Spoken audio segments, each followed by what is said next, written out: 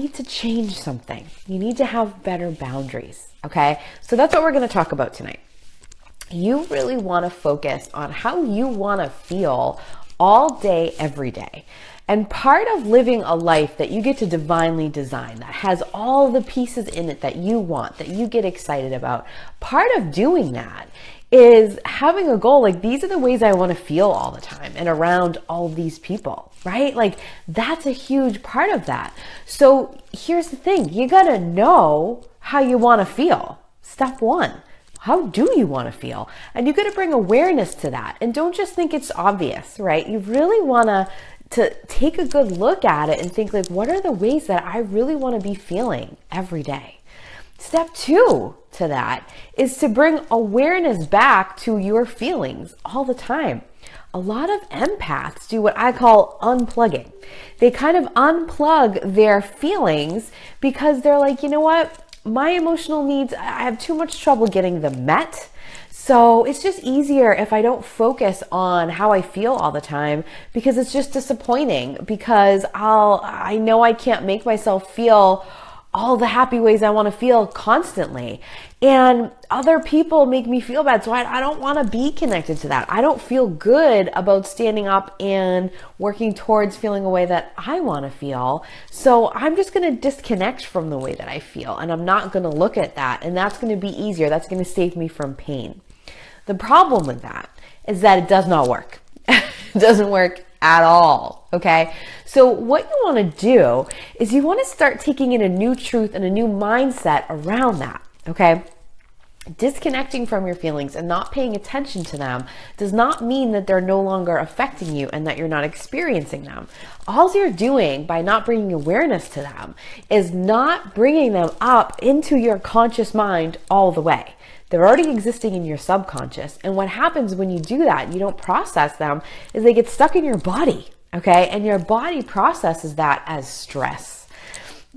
Stress is the worst thing for your health. It is the worst thing for your body. It is the worst thing for wanting a good night's sleep and being in a happy mood and all of that stuff, right? So if you're doing that, you're adding to your body's stress. And when your body is stressed, it comes out of a state of ease, otherwise known as disease. Your body is not at ease in some way because of this stress that you have going on. A lot of empaths suffer from these health issues that are, if you look at the energetic roots for them, it makes sense what that stress in your body would do. All right. So myself, if you take me for an example, I suffer from lots and lots of food sensitivities. All my issues, or most all of them, have to do with my belly, okay? They have to do with the way that I process food. And guess what? For a huge amount of my life, I stuffed down emotions and I didn't process them.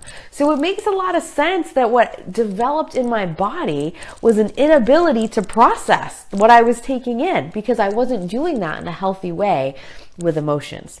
My point being to that part of this, because I have more points to that, my point being to that part is you're not saving yourself from pain and stress and hurt by not processing your emotions.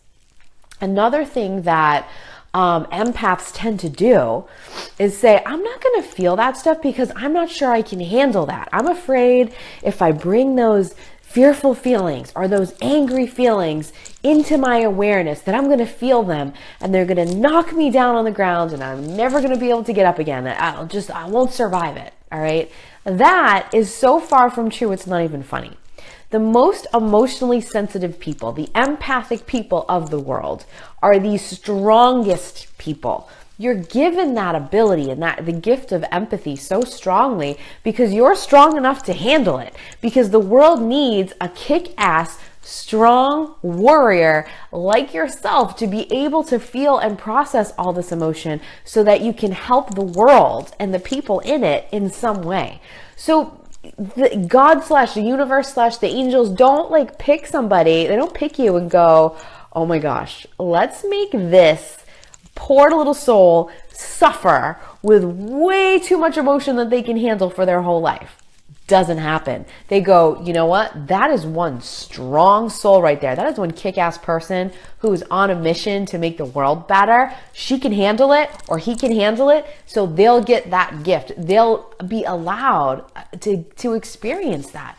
Having a high level of empathy is a gift. Is it hard sometimes? You bet. Does it feel like a curse at times? You better believe it. But let me tell you, the ability to experience emotion and feelings and love on such a high level is something that you are lucky to have the ability to do. And you need to start seeing yourself in that way. It is your superpower. I said that to somebody today and they were like, oh my God, I have never looked at it like that. I love that. Yes, it is your superpower. Your ability to feel strong emotions, stronger than everyone else, is your superpower. The reason that you don't like to watch the news, who are my people in here who are like, I cannot watch the news? Most empaths that I know do not watch it. They avoid it at all costs, right? They're like, oh, the news, yuck. The reason you can't watch that is because when you're watching those stories that they play, especially the really sad ones, right? While you're watching those, you're experiencing what the person telling the story or who the story is about is feeling. You are experiencing that too. And the news, I won't go off on this tangent, but I'll hint at it. The news likes to talk about the bad stuff. They use that to get viewers and to hook you in, and they love to tell bad, scary, fearful stories. They use fear as a way to gain and keep people as loyal customers to their channels. Okay, that's what they do. So empaths, first of all, we see right through that. Empaths are really good at noticing those kind of inauthentic things. And we also are like, you know what? I'm cool. I don't want to watch all those bad stories because it's going to feel like every single one is happening to me. Now, here's the beauty in that, though. When you watch a movie or you hear a happy story about something great, like someone overcoming something and someone, gaining this thing in their life, and you watch that, you get to feel how amazing it feels for that person, right? That's what you get. Like, other people don't get that, guys. When you walk by a stranger on the street and you're like, oh my God, I've never met that person, never spoken to them. I just looked at them and I love them. That's a gift. Other people don't get to feel that amount of love. That's wonderful. And you have that because you're here to serve people with that gift. But you're not here to serve people at the expense of you. The world does not become a better place if you sacrifice yourself and become a martyr to help everybody else. Because now you're down a peg and a few other people are kind of up a peg. But here's the thing.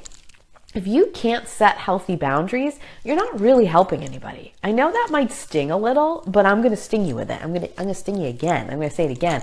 If you can't set healthy boundaries, you are not truly serving people, at least to the capacity that you could. All right? Because when you put boundaries in place, you serve people better. Okay? I want you to think about this for just a second. I want you to think about it in a way that's not quite as emotional. I want you to think about it in a way that's business-wise for a minute. Walk with me down this path because this might gain some clarity for you. It might give you that aha that you need if you're still struggling to set these boundaries. Let's say that you offer a service where you help people. Whatever that service is, you give people yourself and your time and your knowledge and your expertise and your energy. You give them that, okay? And let's say that you give that away for absolutely free. You don't charge a single dollar to any of those people, okay? You don't have what we like to call in the business world money boundaries, okay? You're just like, anyone can have my help. I'll give you my time and my energy and my knowledge and this thing that I have created. I'll just give it to you, okay? What happens when you do that is people do not value what you have given them, okay? They look at what you've given and they think, oh, she's just giving that away, okay? They don't have to put out anything. They don't have to put anything on the line. They don't have to invest any piece of themselves into what you are giving. How many times do you get a free offer in your email inbox and you ignore it? And it's probably something that is great. You wanted to do, maybe you signed up for it, but you never did it. Okay. How often does that happen? A lot, probably. But if you paid $300 for this thing that's going to help you in your life, this gift or this person, whatever they're offering, you're going to make sure you do it because you took a part of yourself and said, I'm going to give a part of me, a part of my energy in the form of money into this. I'm investing that piece of me to put myself on the line to get it done.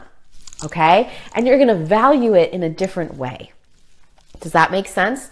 So take that same concept out of money now and apply it to how people treat you, and apply it to emotions and emotional health and standing up for how you want to feel. Let's imagine now this in a friend scenario, okay? So you are this amazing friend. You give all the time. You do whatever anyone asks you, always. You love people at this ridiculous level, and you're constantly helping them. You listen to all their problems all the time. You're just always giving. Okay. And let's imagine that you never ask for anything in return. You let people treat you however they feel like treating you. You don't speak up. You don't ever say what you want or need, and you don't have any kind of an exchange going on. You're offering your friendship for free. Same as that free gift I was saying before. The other people are not going to value you as much as if you stopped and you said, you know what? I'm so happy to help you. Could you help me with this? You know what? When you say that or when you do that, it kind of makes me feel bad. And I'm sure that's not your intention, but you know what would be great if you could do this? You know, I know you're super busy and you got a lot going on, but if you could text me like once a week and check in, that would make me feel so good. Is that something that's doable for you? What could I do for you? If you start asking for something in return, your value, people will value you because they'll say, you know what? I do want to make space for you in my life. I do want to give things to you. I do want to check in with you. I do want to ask you about your stuff. I want to hear what you want and I want to give it back to you. And I will put my own time and energy on the line for you. Yes, I will. And then they will value you at a much different level. Does that make sense? I hope that hits home for you guys. I hope that connects in, because if you're not setting those boundaries, if you're not saying that, you will not be valued the way you want to. Think of it in a relationship. Okay, let's say you start dating somebody and you always do whatever they want. You always go to the restaurants they want to go to. You have the kind of date nights that they want to have. You listen to all their stories. You listen to their work stories and the stories about all their friends, and you just do whatever they want all the time. And this person never stops and says, what is it that you want to do? And you're like, hey, wait a minute. What about me? And you go, this is off. I'm only giving and this person isn't valuing me. If you start to say, hey, I am so happy and excited to do all those things you want to do and listen to you, but I would really appreciate it if you would ask me what I wanted and ask me about me. That would make me feel really fantastic. Okay. All of a sudden, this person is going to say, wait, this person I'm with is of value. They want to be honored and respected and have attention as well. So I need to do things for them to see if I can meet their emotional needs. Or they're going to say, I don't have that ability, so I can't give you that. And you're going to say, that's okay. I'm going to find somebody who can, somebody who sees my value. Makes sense? It's not mean. It's just what you need to do to be around people who value you. One of the questions that I got from a couple of different people, I think it was actually 4 different people in my Facebook message box this morning. A common question was about how it's really difficult and you feel super mean for laying boundaries later. Okay, so now there's a boundary I have to lay with this person that's been in my life for 10 years and I feel so guilty and bad and horrible for having to put this boundary line down now. Okay, I feel like I suck. How is this possible? What do I do? Okay, I got that question from a bunch of you. So here's the answer. And I'm not claiming at all that it's easy work, but I am claiming that it's worth it. And once you do it, it is easy. Once you start living in this way. Make sense? Okay. Here's the thing. If you have been in a relationship with somebody, whether it's a romantic relationship, a friendship, a family member, a coworker, a boss, whatever, okay? If you've been in a relationship with somebody where you're now at the point where you're not happy, you're not feeling those ways you want to feel that you listed today in today's homework. If you're at that point, you have made a mistake. You have, not them, you.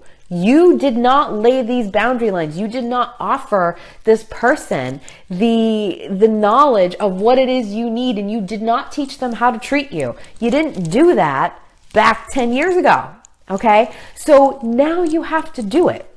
And here's the thing, maybe you did try and they wouldn't do it, and you decided that that was okay with you for whatever reason, a fear-based reason, and I bet you it was a good one. I bet you could wow me with your reason, but I don't care what it is because it doesn't matter. Now you're in a place where you're feeling really unhappy, and you realize you've been unhappy in this connection with another person for a long time. Guess what? It's because you didn't lay that boundary, at least not very well, back then. So what you're doing now is something you should have done a long time ago, but didn't. And it doesn't mean that you suck, and it doesn't mean that they suck. It means the boundary was never put in place right away. Instead of beating yourself up over it and feeling insanely guilty about it, honor it. Move through it with all the emotions that come with it. You will feel bad. It will be hard. You will probably cry. You will feel sad. But I promise you, if you learn from it, you will move into the next connection you meet with the next person, and you will honor them and honor yourself in a way where you put that boundary down right away. Putting boundaries down is not hurting another person. Okay, maybe it makes them unhappy because they like the way things currently are in the energetic exchange you have. They like that. So they're like, wait a minute, you're changing it. And so they don't like that you're changing that piece and that you're setting new boundaries. They think that sucks. Maybe you're removing yourself from their life a little, or maybe you're asking them to treat you differently, and that's rocking their world a little. That's okay. That doesn't mean you are a terrible person or that you are selfish. It means that you need to step in and do this better right away. That's all it means. Let it be that lesson for you, okay? Now, the next time you meet somebody, if you do that, pay attention if they're starting to do that to you. And instead of feeling like, whoa, why is this person so honest with their feelings? Be like, wow, they must really honor and respect me to give me that opportunity. The next time someone shares how they feel with you, really feel honored that they do. Okay, even if it's a little thing, and make sure you express that to people, because when people tell you how they feel and what they need, what they're saying to you is, I want to have a connection with you, and I respect you, and I respect myself too. That's pretty freaking awesome if you ask me. So pay attention to that and give that to other people. I see a lot of empaths who don't give their friends, especially, and their partners in life and all of those family members, they don't give them the opportunity to listen to their feelings. They say I'd rather just listen to other people's problems. Ask those friends, call them up and say, hey, friend, this is what I'm going through right now, and this is what I'm feeling. Well, can you offer me anything? Because you know what? You're someone that I respect and I honor and I trust with sharing my feelings with you. What do you think about this? Okay? Even if you don't need their opinion, that's fine. I do that a lot, and I already know what I'm doing. I don't need that. I do it because I want that person to know that what I'm going through is important. It's important to share it with them. Okay? Imagine that your best friend in the whole world, that she loses her grandfather passes away, that she's been super close to. And imagine that she doesn't tell you for 2 whole weeks. Okay?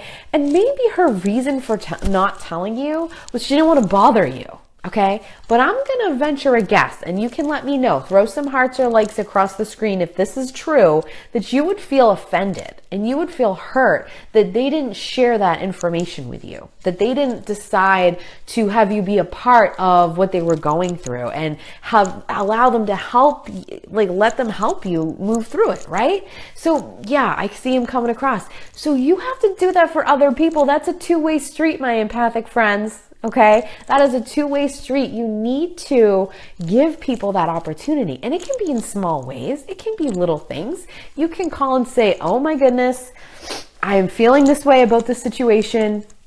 I think this is what I'm going to do. I would love to know what you think. And listen, do it with those great people that you have in your life that are supportive, and allow them to tell you. You don't have to do it. One of my favorite things of advice that my mom gave to me when I was a kid. I was a bossy child. I don't think that'll come as a shock to anyone. I'm still a bossy person, but I was very bossy, like always telling everyone I think we should do it this way. And she said to me, listen to what other people have to say. Ask them for their ideas. That's what a good leader does. Take it into consideration and then do what you want to do. You don't have to take anybody's advice, but you do have to listen to it if you want to have a great connection with other people, and you want to be a good leader, and you want to be a good friend, and you want to be a good family member. That's what you do. Yes. Okay. So you don't have to take their advice. If you're having issues, with your boyfriend, and your girlfriends are like, oh, dump his ass, he stinks, and they're doing that whole thing, you don't have to do that, but you can still come to them. All right. And if you do it well, guys, you'll get people to just support you emotionally. Hey, I'm feeling like this. I'm in this tough situation. I'm feeling like this. I'm trying to move through it. This is what I'm kind of doing, but I just felt like I needed to share that with somebody. And thank you for being that person for me. Thank you for listening. Or could I just vent about this thing going on? And if you have any pearls of wisdom for me, or if you want to kick my ass about it, I'm here to listen. But I'm feeling like this, and I'm trying to get myself to feel like this. When you say that to somebody, they will do it. They will leap and jump to make whatever you're asking for to how you want to feel. They'll help you do that. But you got to say it. You got to identify that. Does that make sense? All right. I hope that it does.